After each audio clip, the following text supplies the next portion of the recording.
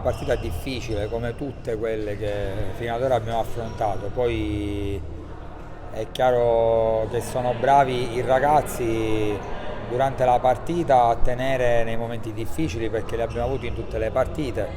La classifica non la dobbiamo considerare, quindi anche se è venuto qua un Gela che comunque in questo momento è giù e quindi lotta per la salvezza, ma per i giocatori che ha una squadra di tutto rispetto e ci ha messo in difficoltà. Infatti primo tempo 2-0, abbiamo fatto gol su due palle inattive, siamo stati bravi, ma loro insomma hanno tenuto bene il campo. Anche all'inizio della ripresa abbiamo sofferto, hanno preso loro 2-3 legni,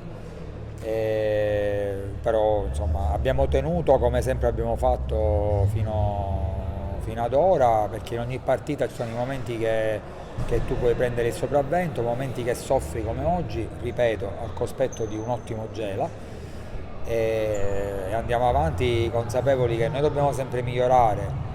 Partita dopo partita gli avversari arriveranno che devono battere noi che siamo provvisoriamente in testa alla classifica e abbiamo fatto questo filotto, per cui insomma l'attenzione da parte degli avversari è ancora maggiore.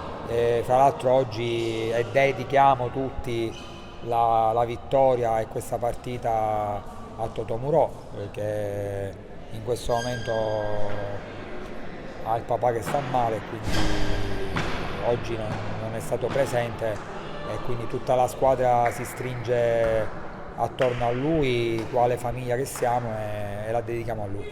La squadra che mi ha messo a disposizione la società è una squadra di tutto rispetto ed è costruita per vincere.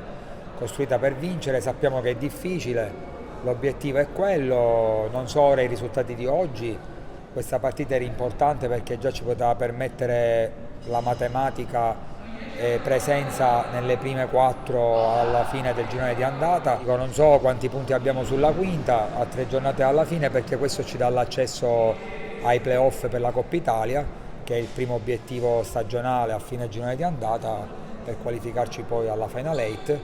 E ora abbiamo due partite importantissime. Prima della sosta andiamo a Mazzara, credo che oggi il Mazzara abbia espugnato Soverato e quindi andiamo a incontrare una grandissima squadra e ci dobbiamo fare trovare pronti.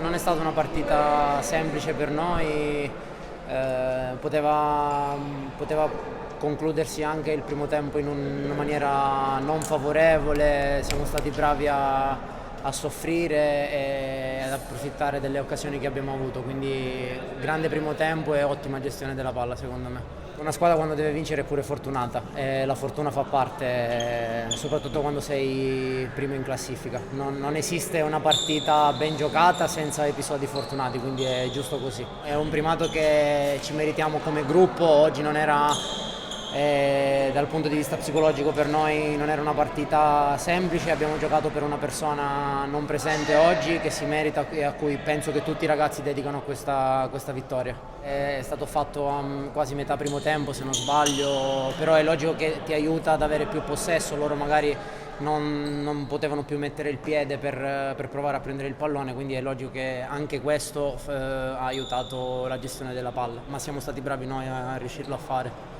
Lavoro, secondo me, lavoro, testa, ogni partita considerarla una partita a sé, godersi la vittoria oggi, resettare domani e ricominciare lunedì. È questo quello che fa la differenza, penso, nel nostro gruppo, riuscire a lavorare settimana per settimana.